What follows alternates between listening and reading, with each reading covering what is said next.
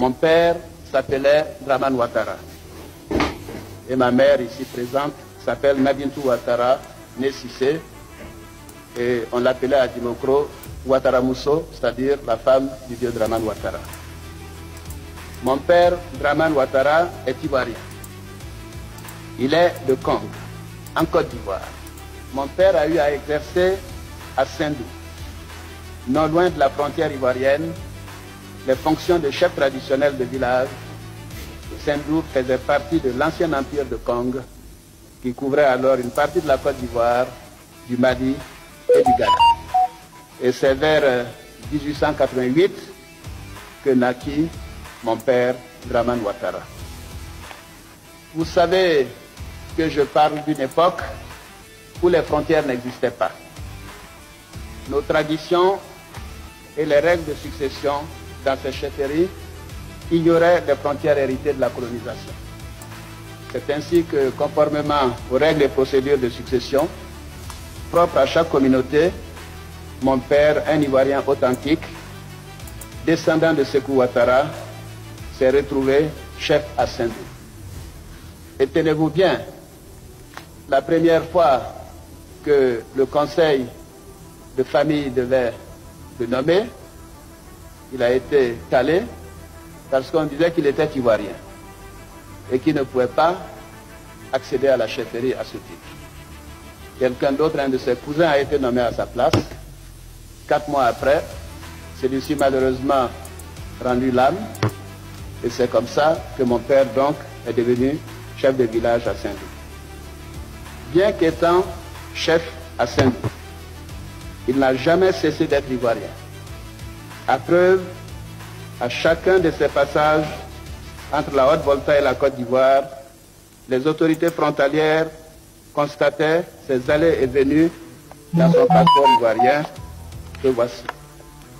Établi donc le 29 mars 1966 le 30 mars 1963 à Abidjan, et donc avec lequel il venait en Côte d'Ivoire, et vous verrez les tampons de la frontière de la Haute-Volta en son temps, pour bien montrer qu'un citoyen ivoirien quittait la Haute-Volta pour se rendre en Côte d'Ivoire.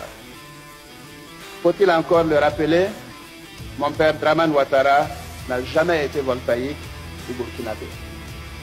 J'en veux aussi pour preuve sa carte nationale d'identité établie le 20 mars 1963 à Dimokro par le commissaire de police de l'époque et non en 1952 comme certains ont pu le faire croire au niveau de notre justice. Voici l'original, voici sa carte d'identité. Quant à ma mère, elle est originaire de Guéléban dans le département de Guélé.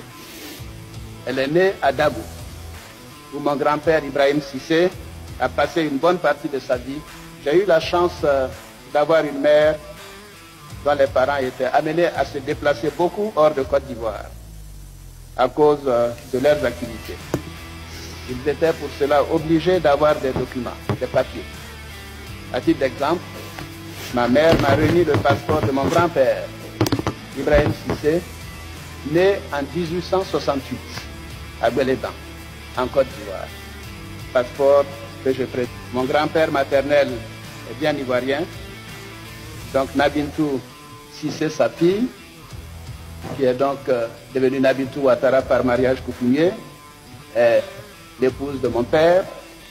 Figurez-vous que dans la campagne de dénigrement qui avait été orchestrée contre moi, on avait prétendu qu'elle n'était pas ma vraie mère.